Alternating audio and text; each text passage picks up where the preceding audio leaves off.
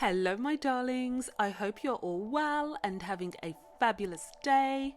In today's video, I'm going to be giving you a quick recap of Celebrity Big Brother episode 3. I am dropping daily reviews of the good, the bad and the ugly of Celebrity Big Brother 2024. So if you like this kind of content, click the subscribe button below so you don't miss out on any upcoming videos. And without further ado, let's just get into it. So it seems like everyone has settled down now and kind of finding their feet and falling into their roles. So Levi is the resident chef, of course. I want to say Fearne is giving a mother or fairy godmother type vibe. Was it just me, or was she crying when she was in the diary room, practically pleading for Gary? Anyway, we'll get onto that shortly. Louis walking around the house calling everyone a diva when there's only one diva in the house, and it's definitely him. To be fair, he's really calmed down within the last 24 hours. Sharon is the obvious queen of the house. Like, why did they clap for her when she came down the stairs for breakfast? Is that normal? Like, I did mention all of the hierarchy stuff yesterday. Oh yes, update. I did read that Sharon is only in the house for 5 days, hence the separate room situation. She basically couldn't commit to be in the show indefinitely because she didn't want to be away from Ozzy for too long as he has Parkinson's. So that's one thing. And also, thank you to one of my subbies actually for letting me know this. Well, she confirmed herself in an earlier interview that she's been taking the weight loss injection Ozempic, hence her drastic weight loss. And apparently she herself does feel like she has lost a little too much weight, like she's too thin. Thank you. Shout out to one of my subbies for sharing that information with me. So that kind of makes a bit more sense now, because as I said in one of my earlier reviews, like, she's looking so different to me. I feel like Marisha's bringing all of the entertainment vibes. She's like a really jolly soul. And I want to say, my guy David is the life and soul of the party. I love this guy. But question, is he wearing shorts under those t-shirts or dresses? Is he wearing shorts? Do you know what? I love the shock, horror and concern from Sharon and Louis about his bare legs. Like, that is just killing me. So, to be honest, most of the tea tonight centred around Gary. Him and Fearne spent a lot of time together in this episode. Of all the housemates, I feel like Fearne couldn't wait to get her mitts into him and get some royal tea.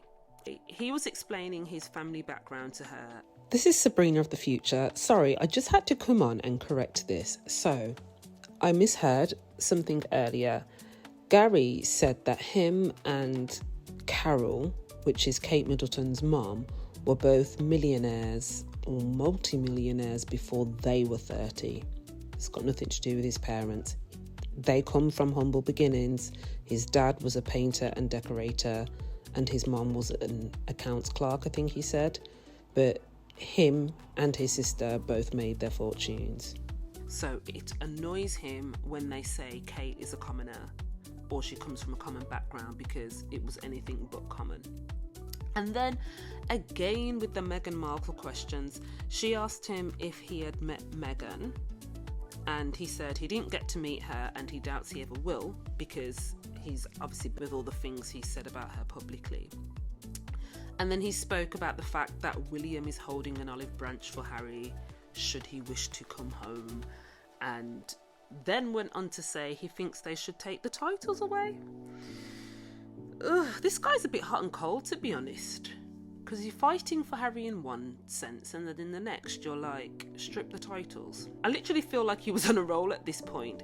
He then went on to say that Rishi Sunak is not the leader we want, and that Boris Johnson did a brilliant job during COVID under the circumstances. I have to kind of give a bit of a side eye. So this is not a political channel. Like, don't expect to come here hearing political opinions and views. Like, that is not me. But I just thought, okay, Anyway, and not Fearne saying get David Cameron out of retirement, and not him agreeing and then following up with Trump should be brought back. I can't lie, I feel like the conversation got a little dark here, to be honest with you. And then when he seen that Fearne wasn't responding to his enthusiasm about Trump, you could see him pull back a little. To be honest, considering he said he wants to go onto this show and redeem himself and change the perception or narrative that people have about him, he stays in controversial territories. Do you know what I mean? In a later conversation, he asked Fearne what she felt about this morning. Now, I genuinely thought he was talking about their morning in the house. But of course he meant the whole ITV and Philp Schofield scandal, again with the controversy. But Fearne kept it very PC. You know, she knows how to play the game, right? And she said it was tough at times, however she can't say much without legal consequences. And furthermore, she's been off the network for 15 years. And Gary said he heard that Philp Schofield might have been, or he heard, sorry, that Philp Schofield might have been a contestant on the show. And Fearne said if he came into the house, or if he's coming into the house, she would have to make a swift exit. Was there a situation between her and Philp Schofield that I'm not aware of? I'm not sure. Oh yes, and Ekin-Su asked Gary the $1 million question that is on a lot of lips at the moment. Where is Kate? And of course, he said, I can't say, and I can't give an opinion on it. However, he knows from his sister that she's somewhere getting the best care in the world and that she'll be back soon. To be honest, like, he absolutely loves this. Like, he loves the attention. You can see him relishing in all of the attention. When him and Sharon spoke, he said, I don't want to be a celebrity. And she was like, I don't believe you. And I thought, spot on, because if you don't want to be a celebrity, what the hell are you doing on this show trying to proclaim that you're just an ordinary bloke? Do you know what I mean? If you were that ordinary, you wouldn't even entertain the idea of taking your persona into the public to try and redeem yourself, because why do you need to redeem yourself for the public? Anybody that you would want to redeem yourself for, then it would be your family. So what the hell has that got to do with you coming on to national television? In between all of this, the housemates played a game, A Day at the Races, which Nikita, Lauren and Levi won. David lost. That guy, honestly, he was an absolute picture.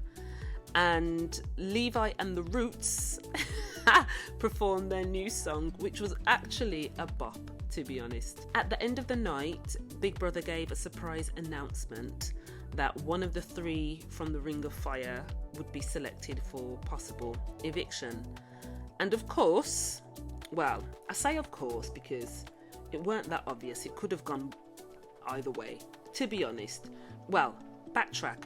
Sharon basically had a conversation with each of the contestants that she placed into the Ring of Fire and kind of got to know them a bit more. Both David and Zizi just went in and they were just themselves and they held their ground, to be honest with you, and I kind of like the way they carried themselves and they weren't intimidated by her status. And then of course, out of the 3 of them, Gary was the one that she just fumbled. He got nominated by Sharon for possible eviction, and her justification was that she doesn't think he's comfortable here, he's not himself, and he's the oddball in the group as he's not a real celebrity. And then she added a little cheeky clanger at the end. She said, I think he's insecure too. And Louis piped up with, we all are. I can't with him. I cannot.